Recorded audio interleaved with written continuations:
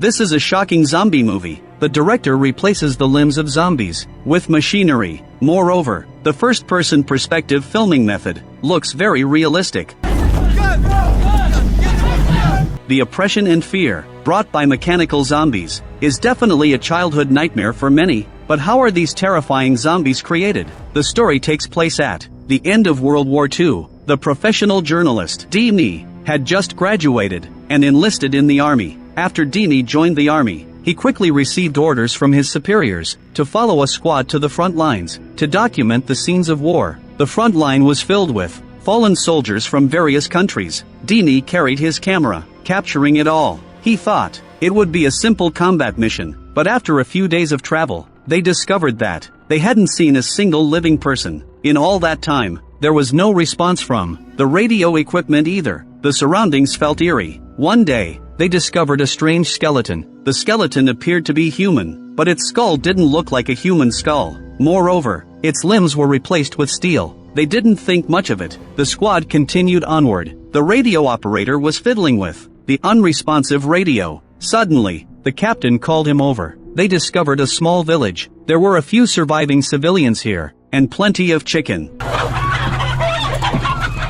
The squad had a full meal and spent a peaceful night. The next morning, a distress call suddenly came through the radio. The caller identified themselves as the Tiger Bear Squad. They were trapped in some facility and couldn't escape. The captain quickly asked for more details, but no matter how he inquired, the caller only repeated their coordinates. Then the captain took out a map. He examined the coordinates mentioned by the caller. It was a remote mining area. Moreover, it was very close to the squad's location. The captain decided to lead the squad there for an investigation. However, the radio operator felt something was off. He quickly stepped forward to advise the captain, but the captain insisted on going. He even instructed Dini to follow. Soon they discovered a corpse along the way. The soldiers didn't pay much attention, but Dini needed to record the scene, so he raised his camera to examine the body. He noticed something strange. The corpse seemed to have modified hands, and when he flipped it over, he found the eyes were very unusual. Suddenly, the corpse's eyeball exploded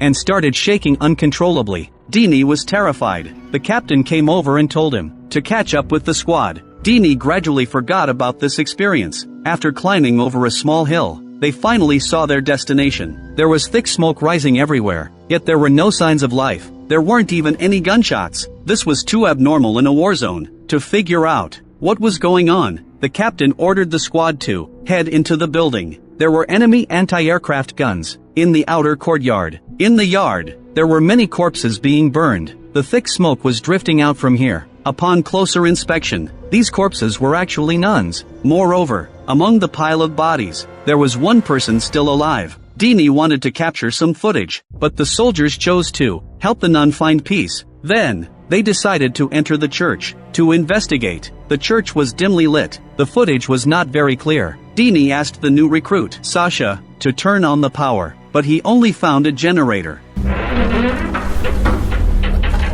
As Sasha started the generator, the entire church was powered up. Once the lights came on, they realized that this was a factory, and strange experiments were taking place. At this moment, they discovered in the corner a strange person with wires connected to their head. Even more bizarre, as the factory's power gradually returned, the strange person slowly began to awaken. Before long, it stood up and twitched its body in an eerie manner. The creature's head was covered with metal plates, obscuring its vision, and it had a power drill modified onto its hand. The team members were curious about what was before them. The captain stepped forward to grasp its hand for a closer look. Suddenly, the mechanical creature's drill plunged directly into the captain's body. The others, terrified, immediately opened fire. After they brought down the creature, the captain's intestines were scattered everywhere. The captain had no hope of survival. In pain, the soldiers killed the captain. Then, the radio operator wanted to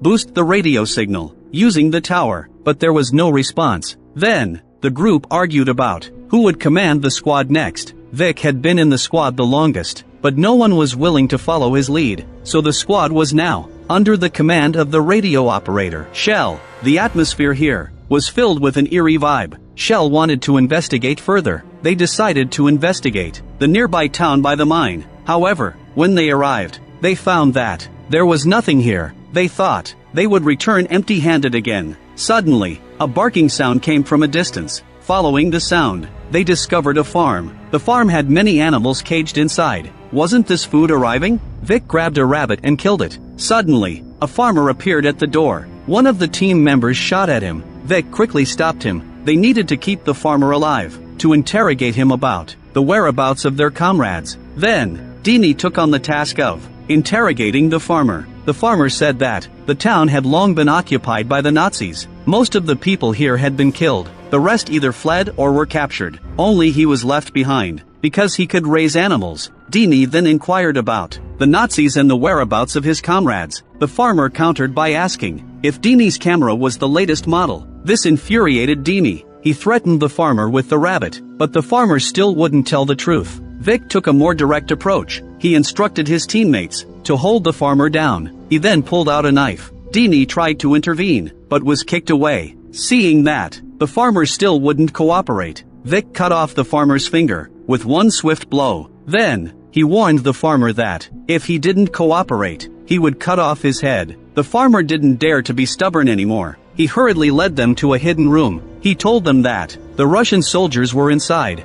Vic was uneasy and made him lead the way inside. But unexpectedly, once inside, the farmer escaped. The corridors here were very complex. Soon, they became lost inside. They had to search for clues within. Unease began to wash over them. At this moment, someone heard a metallic clanging sound. When they turned around, they suddenly found a mechanical creature had appeared behind them. Its hands had transformed into sharp sides. Teammate Ivan saw it. Seeing Dini in danger, he quickly opened fire, but the creature was unfazed by the bullets. Moreover, the gunfire attracted more mechanical monsters. The team had to split up to escape. Monsters were everywhere. Dini was about to be captured. Fortunately, Vic's voice guided him. Dini followed him and escaped outside. However, it wasn't safe outside either. Ivan was ambushed by a clawed monster from behind. The teammates quickly opened fire, but they couldn't penetrate the creature's armor. Vic threw a grenade. The smoke from the explosion obscured their vision. They hurriedly seized the opportunity to escape. Before long, they returned to the factory to rest. Vic wanted to help the severely injured Ivan, but Ivan punched him. Then he was pulled away by Shell. Vic suggested that everyone leave this cursed place. However, Shell felt that there might be Nazi secrets here. He decided to investigate further before leaving, but the others didn't know that this decision would ultimately lead to everyone's doom. By nightfall, gunfire suddenly erupted outside the factory. Vic opened the door. A few people dressed in Nazi uniforms rushed in. Among them were a woman and a child. They claimed they were being chased by zombies. Shell asked what else they knew, but the woman said she only knew that there was a mad scientist here. He continuously created new mechanical zombies. After hearing this, Shell didn't pay her any more attention. Vic couldn't help but approach the woman. The woman said she was a doctor. She could help treat the injured team members, but she needed to remove the helmet first. The helmet had become embedded in the skull due to pressure. The woman forcefully pulled Ivan's helmet off. Ivan died on the spot. The woman had taken one team member away when the guard was pierced through the head by a power drill. A horde of zombies came rushing in. They were terrified and quickly opened fire, but the bullets couldn't penetrate their defenses. Dini was dragged away by one of the creatures. In the chaos, someone threw a grenade. The explosion sent zombies flying. The group finally had a chance to catch their breath. Moreover, the explosion revealed a tunnel entrance. In this critical moment, everyone entered the tunnel and escaped. After arriving at an attic, Shell quickly organized the remaining equipment. He accidentally discovered that there was a radio jammer in Dini's backpack. It turned out that the radio contact with the outside world was blocked by Dini. So many teammates had died because there was a traitor in the squad. Just as Shell was about to kill Dini, Dini finally revealed his true purpose. He had received a secret mission from his superiors to bring the squad here to capture the doctor, who was creating mechanical zombies. If the squad members failed to complete the mission, their families would face unforeseen accidents. Although the team members didn't believe him,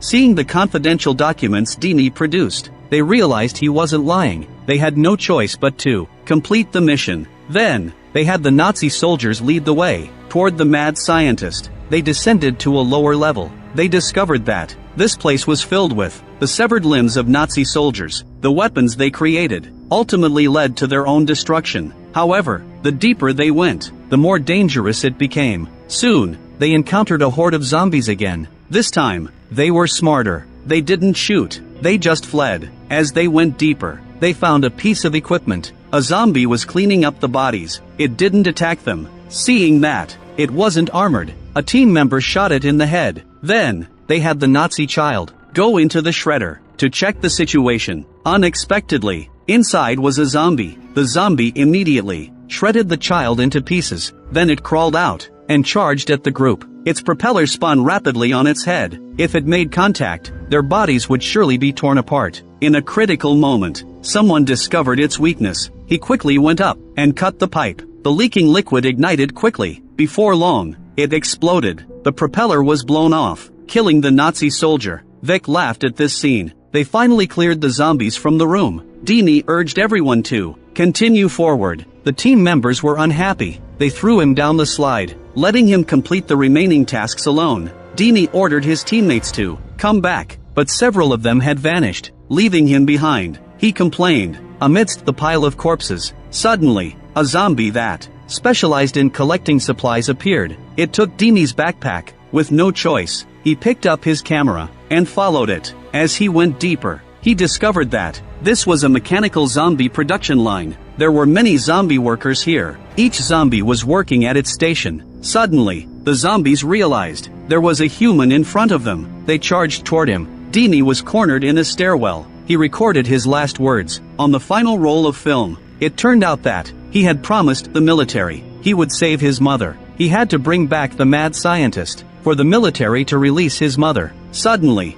he heard a noise. He hurriedly ran upstairs. Soon, he arrived at a room. It seemed to be the mad scientist's workshop. Moreover, he discovered that the female doctor was now just ahead. Her head was mounted on the body of a toy bear. The female doctor looked at him with pleading eyes. Dini ignored her and continued forward. He saw a photo of the mad scientist on the cabinet. He was shocked to discover that the farmer was the mad scientist. The mission had been possible to complete from the very beginning. He had no time to hesitate. Dini moved quickly ahead. Through a small door in front of him, he entered a cold storage room. Corpses were hanging from the ceiling. He hid behind a minecart. A zombie worker was busy at work. Suddenly, the Nazi soldier in the cart spoke. Dini was startled. Then, the soldier was pushed away by a zombie amidst shouting. Dini followed the zombie deeper into the workshop. There were many dormant mechanical zombies here. He held up his camera and kept recording. He turned around and suddenly realized that the zombie he had seen earlier was gone.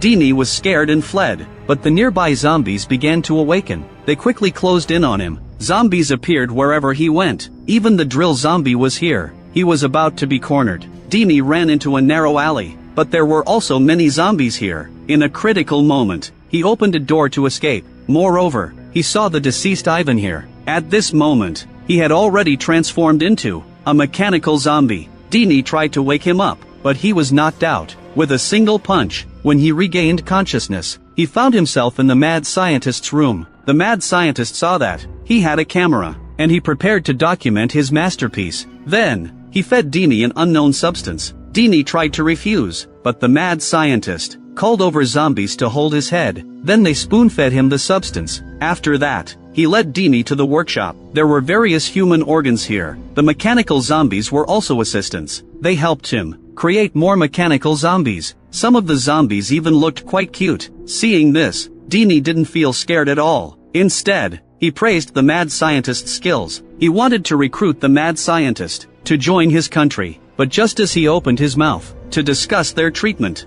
he saw his abandoned teammates. They hadn't escaped either. Vic pleaded with Dini to save him, but he was helpless. Then, the mad scientist demonstrated how the zombies worked. They could operate when electrified. Next, the scientist brought over his two teammates. He injected them with a substance. Then, the mad scientist opened up their brains, performing modifications on them. But for some reason, the modifications this time were unsuccessful. The mad scientist snatched Dini's camera away, and then restrained him to the bed. He prepared to perform a modification surgery on him. Dini quickly said the country would give him everything. He could have whatever he wanted, but the scientist didn't care. The mad scientist seemed to hate all of humanity. Seeing that, he was about to inject anesthesia. Suddenly, the entire building shook violently. Dini told him that support had arrived. The Allies were unable to receive their message. They assumed they were dead and planned to blow up the place. The mad scientist packed his things and prepared to leave. Suddenly, a gunshot rang out from behind.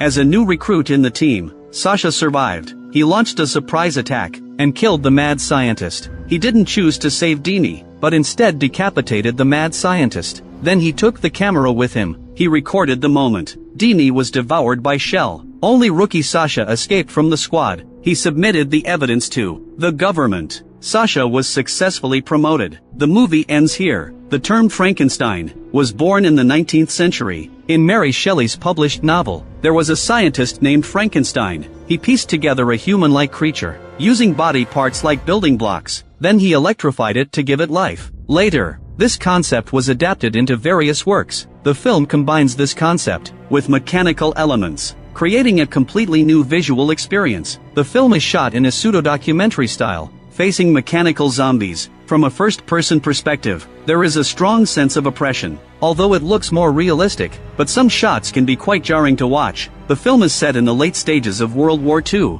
Nazi madness led to the creation of mechanical zombies. These modified humans were both victims of war experiments, and the blades wielded by the invaders against innocent people. Although such creatures do not exist in reality, the insane experiments do exist in reality. Some scientists are utterly inhumane, using the bodies of innocent civilians for various experiments. They show no respect for life whatsoever. Science can only explore certain phenomena, but how science is used depends on its master. Overall, the film's subject matter is quite novel. Although chaotic, the visual effects are also very striking. Some shots are too bloody to be shown. Interested viewers can check out the original film. If you enjoy my channel, please give me a subscription.